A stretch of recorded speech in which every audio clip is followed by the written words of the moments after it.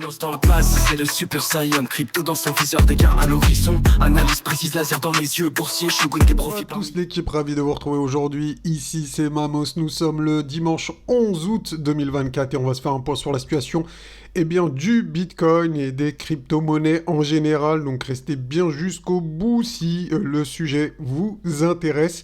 Et si vous n'êtes pas abonné, faites-le dès maintenant. Mais juste avant de commencer les amis, gros big up comme d'habitude à tous ceux qui like, tous ceux qui soutiennent la chaîne pour le référencement, donc en mettant des commentaires et des likes. Donc merci à vous les amis, c'est vous qui me motivez à continuer à faire ces vidéos.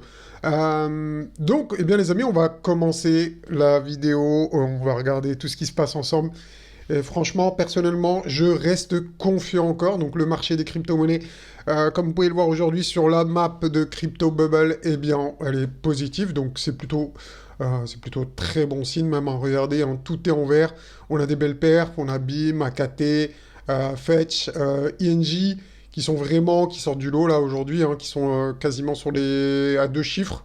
D'accord, donc on est proche des 10% ou plus. Donc ici plus 1. Donc vraiment pas mal.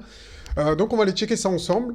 On avait vu cette figure, ensemble la dernière fois, donc un descending boarding wage, comme on appelle ça, ça en anglais.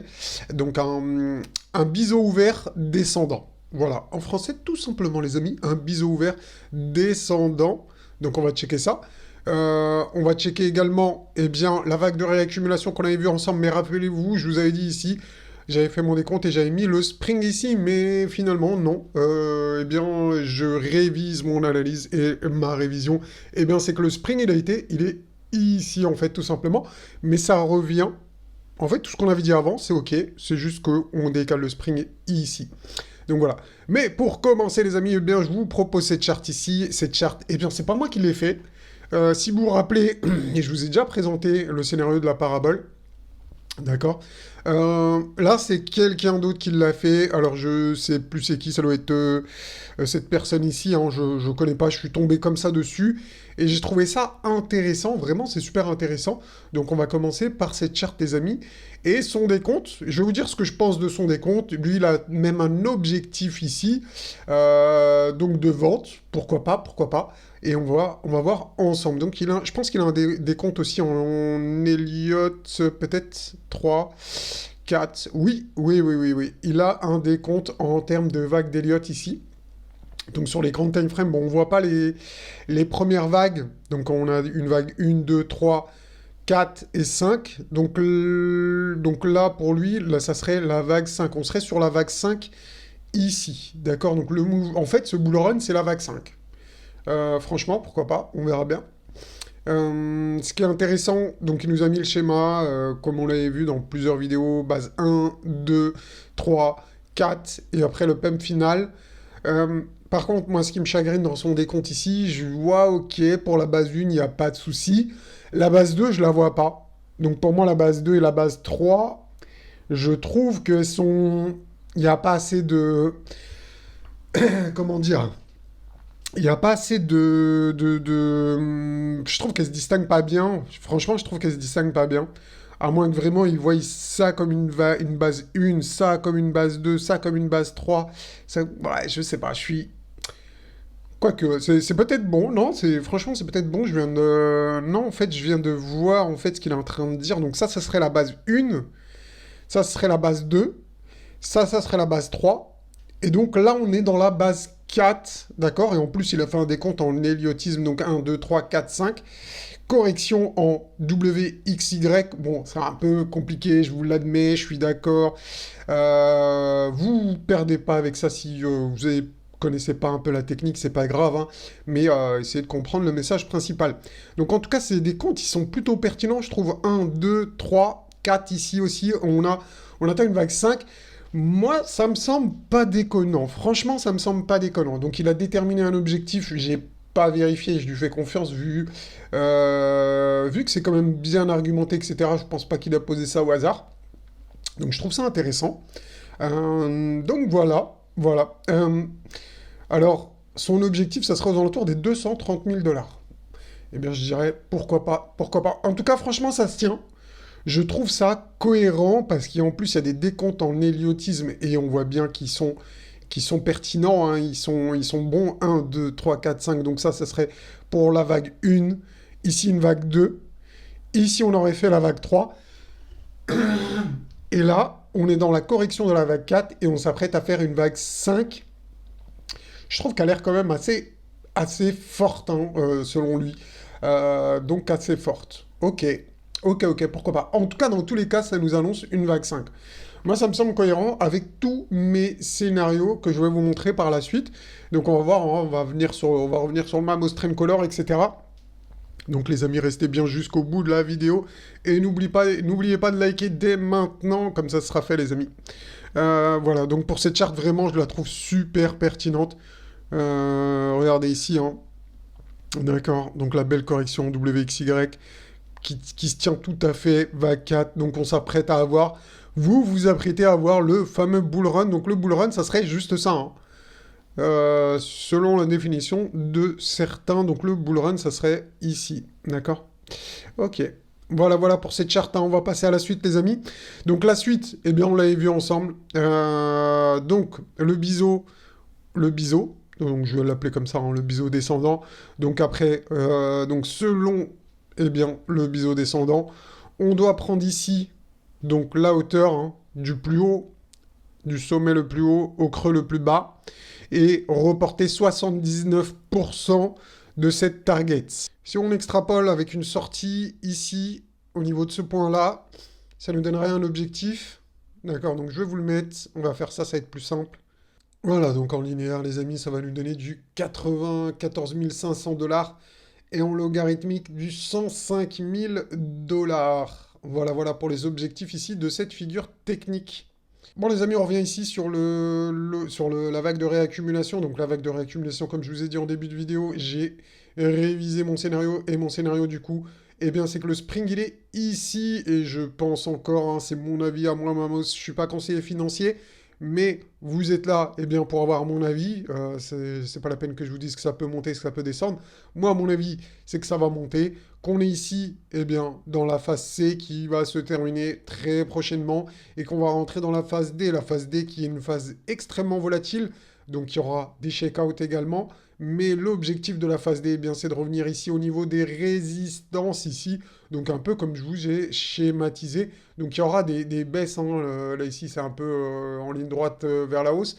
Mais il y aura bien évidemment des baisses ici pendant cette phase de montée. Donc, des petits shake-out pour eh bien, aller chercher les résistances ici. Et pour terminer, eh bien, on va rentrer dans la phase haussière. Donc voilà par rapport à ça. Donc maintenant les amis, on va aller sur le Mamos Train Color. Donc pour ça, je vais aller sur le BLX. Donc le BLX, hop, et on va activer le Mamos Train Color. Ce que j'aime bien faire également, c'est que j'enlève les mèches. Je trouve ça plus agréable à lire. Donc rappelez-vous les amis du Mamos Train Color, le fameux Mamos Train Color d'ailleurs que vous pouvez retrouver sur mon site internet si cet indicateur vous intéresse. Donc vous pouvez le retrouver sur mon site internet. Rappelez-vous, hein, quand on a les phases vertes, c'est les phases d'accumulation. D'accord? Et quand on a les phases rouges, c'est les phases d'euphorie. Donc le marché est euphorique, c'est le moment de prendre son bénéfice. Ok? Donc je vous remonte là, hein, là la phase d'euphorie, ici en rouge, ici en vert, la phase d'accumulation. Regardez ici aussi, hein, la phase d'accumulation en vert. D'accord? Donc ce qu'il faut retenir, hein, c'est les deux couleurs principales, c'est le vert et le rouge, l'accumulation et l'euphorie. D'accord? Donc accumulation, est-ce que pour l'instant on a eu l'euphorie? Eh bien, comme vous pouvez le voir ici sur la charte, il n'y a toujours pas eu d'euphorie sur le Bitcoin ici, hein. On n'a pas encore eu notre phase d'euphorie, donc on attend notre phase d'euphorie. Et après la phase d'euphorie, pendant la phase d'euphorie, on va avoir le triangle rouge de la muerte. Donc le triangle rouge de la muerte qui nous donne eh bien, les tops de marché en général, ou en tout cas proche des tops de marché. Quand on voit ce signal ici du triangle rouge de la muerte, eh bien c'est le moment absolu de quitter le navire, de fuir à tout prix. En tout cas, moi, c'est ce que je compte faire. Voilà. Voilà pour le Mamos Train Color, hein, que maintenant vous connaissez à peu près tous. On va regarder également le logarithmique régression, D'accord. Donc le logarithmique régression, eh bien, qui nous donne, donc lui, selon des courbes logarithmiques, des objectifs également, en tout cas des zones d'achat et de vente plutôt idéales, j'ai envie de dire, hein, en général, plutôt idéales. Donc comme vous pouvez le voir, en général, le Bitcoin, il tape dans le rouge, d'accord? Il tape dans le rouge, et il bottom dans les canaux ici en vert, comme vous pouvez le voir ici, hein, d'accord? Donc on le voit ici clairement, on bottom dans le vert et on top en général dans le rouge. Le truc, donc sur ce cycle, c'est qu'on est venu taper dans le rouge et pour l'instant, donc on se fait rejeter. D'accord? On s'est fait rejeter, mais vous pouvez voir que en général, on vient chercher carrément le haut du canal logarithmique. D'accord? Vraiment l'extrême, hein. Et pour l'instant, l'extrême, ben, il est plutôt aux alentours des 150 000 dollars. D'accord? Donc si on arrive à aller chercher cet objectif, ça serait déjà intéressant. Donc je pense que là, le Bitcoin sera en euphorie. Donc on verra avec l'indicateur du Mammoth Trend Color. Mais si on arrive dans ces phases-là et qu'on est en euphorie, etc., ça sera des moments pour prendre du bénéfice. Donc on a vu, hein, il y a différents objectifs. On ne peut pas savoir l'objectif précisément. On verra en live, hein, j'ai envie de vous dire. Mais pour l'instant, on n'est pas encore dans les situations extrêmes. On est quand même déjà dans les situations hautes. On est venu dans le rouge. D'accord? On est venu quand même dans le rouge, hein. C'est les zones où il faut faire très attention quand on commence à rentrer ici dans le rouge, mais surtout quand on vient chercher le haut du canal ici en rouge. Donc ça dépend quand est-ce qu'on va venir le chercher. Par exemple ici, en avril 2025, on sera à 168 000, 170 000, on peut arrondir, hein, environ sur ce canal logarithmique. D'accord? Donc voilà par rapport à ça.